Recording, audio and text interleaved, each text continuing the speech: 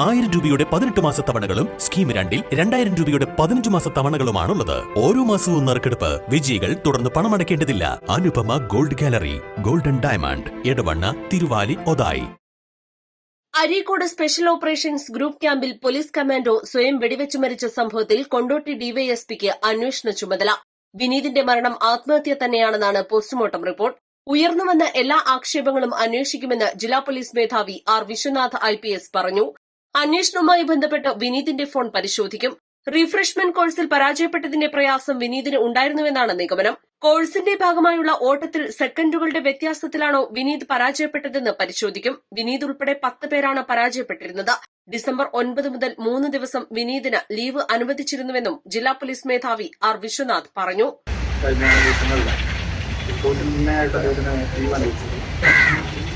അതായത് 9-ാം തീയതിയാണ് ലീവ് ആവശ്യപ്പെട്ടിരിക്കുന്നത്. 9-ാം തീയതി 10-12 തീയതികളിൽ ലീവ് കഴിഞ്ഞതിന് 13-ാം തീയതി രാവിലെ 10 മണിക്ക് ചാമ്പലൂർ എത്തിയിട്ടുണ്ട്. ഇന്നലെയും മുന്നാണ് ഈ കപ്പലും ഓൾറെഡി കഴിഞ്ഞ് ചാമ്പലാക്കിയിട്ടാണ് സാധിക്കുന്നത്. അപ്പോൾ നേരത്തെ പറഞ്ഞ മാനസിക ബുദ്ധിമുട്ടുകളുടെ കഴിക്കുന്നത് അങ്ങനെയായിട്ട് നമ്മൾ മനസ്സിലാക്കുന്നത് സാധിക്കുന്നത്.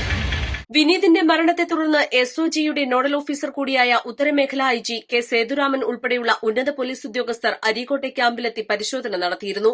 ഇന്നലെ രാത്രി 9 മണിയോടെയാണ് ഹവീൽദാർ റാങ്കിലുള്ള വയനാട് കൽപ്പറ്റ സ്വദേശി വിനീത് വെടിയേറ്റ് മരിച്ചിരുന്നത്.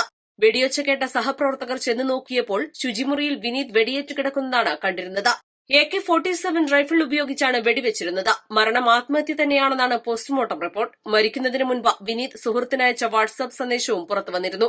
SOG അസിസ്റ്റന്റ് കമാൻഡന്റ് ഉൾപ്പെടെയുള്ളവരുടെ പേരുകൾ പരാമർശിക്കുന്ന കുറിപ്പാണ് പുറത്തുവന്നത്. സംഭവത്തിൽ ജുഡീഷ്യൽ അന്വേഷണം പ്രഖ്യാപിക്കണമെന്നാവശ്യപ്പെട്ട കോൺഗ്രസ് ഉൾപ്പെടെ രംഗത്തെത്തിയിട്ടുണ്ട്. കോൺഗ്രസ് നേതൃത്വത്തിൽ ക്യാമ്പിലേക്ക് പ്രതിഷേധ മാർച്ചും സംഘടിപ്പിച്ചിരുന്നു. East live, Areekode.